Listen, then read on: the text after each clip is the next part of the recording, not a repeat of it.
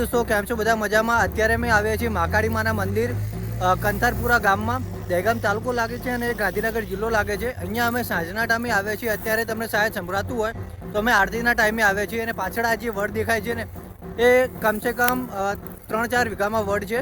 તો અમે અત્યારે અંદર મંદિરમાં જશું અને માતાજીના દર્શન કરાવશું. મહારાજ સાથે વાત કરીશું અને તમને જે મંદિરની થોડી માહિતી છે ને એ આપવાની કોશિશ કરીશું.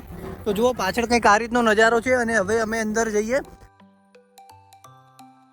કંથરાપુરા વડ, આ વડ જો કેટલું મોટું છે. દોસ્તો તમે અત્યારે જે આ વડ જોઈ રહ્યા છો ને એ 700 થી 800 વર્ષ જૂનો વડ છે અને આ વડના થડમાં જ માતાજીનું સ્થાનક છે મહાકાળી માનું. અને જે કહેવાય ને કે બે વડની વચ્ચેથી એક રસ્તો જાય છે. તો અત્યારે અમે મહારાજ સાથે મળીશું અને તમને ડિટેલમાં માહિતી આપીશું. જય માતાજી મહારાજ. જય માતાજી. મહારાજ તમે કહ્યું કે મંદિર કેટલું જૂનું છે? આ મંદિરને 500-700 વર્ષ થયા. અને આ મંદિરમાં મતલબ માતાજીની સ્થાપના કઈ રીતે એવું કોઈ તમને આઈડિયા? આ માતાજીની સ્થાપના એવી જ ના છે કે પહેલા મંદિર નહોતું. આ માતાજી જે 12 મૂર્તિ છે પહેલા વડની અંદર હતા. એટલે ગામવાળા બધા ભેગા થઈને વડીલો એ નાના મોટા ભાઈઓ એમને માતાજીની રજા લીધી. રજા લઈ પછી મંદિર બનાવ્યું. મંદિર બનાવ્યા પછી આ પ્રતિષ્ઠા કરી. કારણ કે જે 12 મૂર્તિ છે એ સ્વયંભૂ મૂર્તિ છે. બરાબર. અને જે અંદર મંદિર છે એ મેણ જગ્યા માતાજીની છે. ત્યાં પ્રતિષ્ઠા કેમ બેસાડ્યા અને 12 છે પુરાણી મૂર્તિ, મેન જગ્યા પેલી. અને પહેલાથી જ વડની નીચે બેઠેલા? હા, પહેલાથી.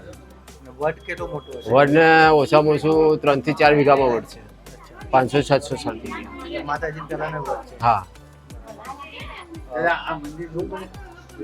મ્યુઝિયમ બને છે.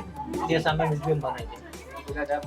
અને અત્યારે પહેલા કરતા શ્રદ્ધાળુ કેટલા હતા? અત્યારે પહેલા કરતા ત્યારે જેમ જેમ માતાજીના પરચા પુરાયા, જેમ જેમ માતાજીએ કામ કર્યા એમ એમ પબ્લિક વધે છે. તમને કોઈ એવો પરચો યાદ હોય માતાજી? હવે આપણને તો પરચામાં તો એવું છે કે માતાજી આપણી શ્રદ્ધા વિશ્વાસ પૂરી કરે છે. આપણે કઈ કામ હોય તો કામ આપણું અટકી નથી. અમુક કોઈક શ્રદ્ધાળુ હોય તમને કીધું કે માતાજી મારું આવું કામ પૂરું કર્યું, તમને કોઈ એમનો જૂનો પરચો યાદ હોય એવું? હવે જૂનો પરચો એવું છે કે મારા કે કોઈને વસ્તી ના હોય, ડોક્ટર એમ કે ભાઈ આને વસ્તી નહીં થાય, પણ માએ એમનો બાબો આપેલો છે, બેબી આપેલી છે, પણ માએ એમને આશા પૂરી કરેલી છે. એ આપણો નજરાનો દાખલો છે. અત્યારે પબ્લિક બહારની બહુ આવે છે. હવે કોઈ આશા લઈને આવ્યું હોય તો માતાજી એની આશા પૂરી કરે. કોઈ માતાજી કામ કરે છે તો પબ્લિક અહીંયા આવે છે. કઈ કઈ વિશ્વાસ અમારે કે આ બેન ને વિશ્વાસ છે કે મારી માં મારું કામ કરશે તો બેન આયા, બેનનું કામ છે, બેન બીજાને કે બીજા ત્રીજાને કે એમ એમ આગળ વાત ચાલતી રહે છે. બરાબર. હવે આપણે માતાજીને ચૈત્ર સુદ 13 આવે છે એ વખતે માતાજીમાં મોટો ભવ્ય અવસર થાય છે. હા, એ વખત લગભગ 5 થી 6 હજાર પબ્લિક આવે છે. એટલી આપણે રસોઈ થાય છે અને દાતાઓ આપે છે. માં કામ પૂરું કરે છે. ભાઈબંધો, આ આમંત્રણ પત્રિકા છે મહારાજે કીધું એ પ્રમાણે અહીંયા આમંત્રણ પત્રિકા તમને બધાને આવવાની વિનંતી છે. આવજો અને માતાજીની મતલબ આવીને દર્શન કરજો તો તમને પણ જે દયા દ્રષ્ટિ છે મળી શકે છે. અહીંયા તમે શ્રદ્ધાળુ જોઈ શકો છો કેટલા છે અને એમની બધી મનોકામના પૂરી થાય છે. પણ તો તમે એકવાર આવો અને માતાજીના દર્શન કરો, તમારી મનોકામના માંગો બધી પૂરી થશે. તો બોલો જય મહાકાળી માં.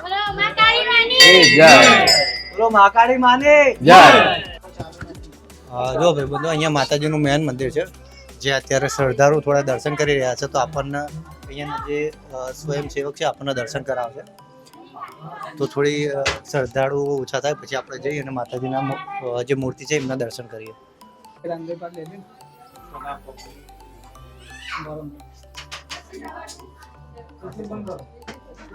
અહીંયા જો અંદર ભીડ કેટલી છે તમને એકવાર માતાજીના દર્શન કરાવીશ, પણ થોડી ભીડ ઓછી થાય પછી કરાવું તમને. કેમ કે આ માતાજીનું મેન સ્થાપત્ય અહીંયા જ છે. જેમનું કહેવાય ને કે જે પ્રાગટ્ય હતું એ અહીંયા છે. તો માતાજીની મૂર્તિના આપણે દર્શન કરીએ અંદરથી થોડા. જય મહાકાળી. તો જુઓ દોસ્તો, આ જે છે એ સૌથી પહેલાની મૂર્તિ જે કહેવાય ને અહીંયા સ્થાપના હતી એમની પ્રાગટ્ય મૂર્તિ આ છે. તો તમે પણ આવો તો એકવાર આ મંદિર ને આના ખાસ દર્શન કરજો. કેમ કે અહીંયા પણ મંદિર છે તેમનું નવું સ્થાપના છે અને આ જે છે એ સૌથી જૂનું સ્થાપના છે. જેમ કે અહીંયાની જે સેવક છે એમને કીધું. તો તમે પણ થોડુંક કહી દો તો લોકોને ખબર પડે. કારણ કે મને એટલી ખબર ના હોય જેટલી તમને ખબર ના. બરાબર કીધું ને કે ભૂલ નથી કીધી ને. તો જો એકવાર નજીકથી હું તમને માતાજીના દર્શન કરાવી દઉં.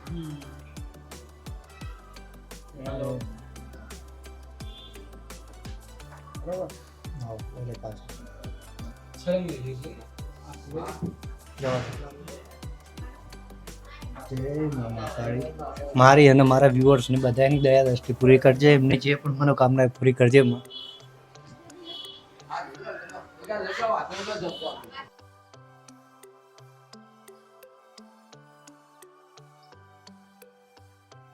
તો હવે માતાજીનો આરતીનો ટાઈમ થાય છે, સાંજના 7 વાગ્યાની આજુબાજુ છે. આ થોડા ફોટાઓ પણ છે.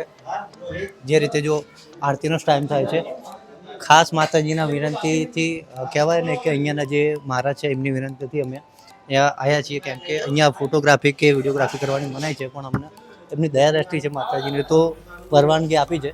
તો એટલા માટે અમે તમારા માટે આ વિડીયો લાવી શક્યા છીએ. અને અહીંયા આ પ્રસાદ ગ્રહ છે, જેમ કે આ જુઓ ઉપર અહીંયા આ રીતનો કંઈક મહોત્સવ છે, પાટોત્સવ થવાનો છે. તો તમને બધાને વિનંતી છે કે અહીંયા આવજો અને એમના દર્શનનો લાભ લેજો. અને આ રીતે પાછળ એમનો જે કહેવાય ને ચુંદડી બાંધે છે, દીવો છે, જે મેન એમનો અખંડ દીવો છે માતાજીનો.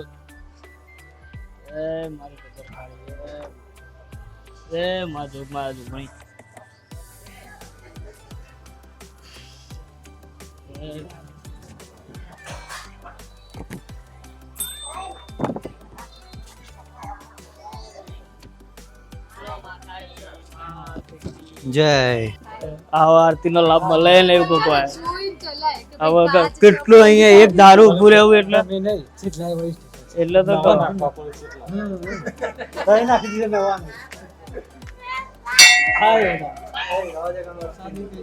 તો દોસ્તો તમે જોઈ એ રીતે મેં અત્યારે તમને બધી માહિતી આપી છે. અને સૌથી પહેલાં તો હું અહીંયાના જે સ્ટાફ છે તેમનો આભાર કરવા માગું છું, જેમ કે અહીંયાના સ્વયંસેવકો છે, પ્રસાદ ઘરમાં જે લોકો બેસે છે તે, કેમ કે અમે પહેલાં બીતા હતા કે અહીંયા ફોટો શૂટિંગનું અને વિડીયોની મનાઈ હતી. તો અમે વિચાર્યું કે લેશું અને કોઈક અમને બોલશે, પણ તેમની સાથે વાત કરી તો તેમને જે મેન મહારાજ છે એમની સાથે અમને વાત કરાઈ અને તેમની પાસે વિડીયો બનાવવાની મંજૂરી અપાઈ. અને મહારાજે પણ અમને સારી રીતે ડિટેલમાં પૂરી માહિતી આપી છે કે આ વડ કેટલો જૂનો છે, આ જગ્યા કેટલી જૂની છે, જે રીતે તમે આગળ વિડીયોમાં જોયું. મારા દિલથી એમનો આભાર માનવા માગું છું, કેમ કે આટલો બધો સપોર્ટ આપ્યો અને અમે વિચાર્યું નહોતું એટલો અમને ઘણો સપોર્ટ મળ્યો છે. તો એ રીતે તમે જોઈ રહ્યા છો કે અમે આગળ પણ તમને બતાવવા માગતા હતા, પણ અંધારું થઈ ગયું છે એટલે હવે અમે તમને વધુ માહિતી નહીં આપી શકીએ, કેમ કે અહીંયા વડ છે, લોકો ફોટો શૂટિંગ કરાવતા હોય છે, મોજ મસ્તી કરતા હોય છે. એ બધું અમે આરતીના અભાવે, કેમ કે મહારાજની અમને વિનંતી થઈ કે કોઈ અમારે વિડીયો લેવાનો છે જે એમના સગા સંબંધીને મોકલવાનો છે, તો એ વિડીયો શૂટિંગમાં અમે રહી ગયા એટલે અમને થોડીક માહિતી આગળ અમે તમને ના આપી શક્યા. તેના બદલ હું તમારાથી માફી પણ માગું છું. નેક્સ્ટ ટાઈમ ક્યારે આવશું તો તે બધી માહિતી આપીશું અને મોજ મસ્તી કરશું, એનો પણ વિડીયો તમારી સાથે શેર કરીશું.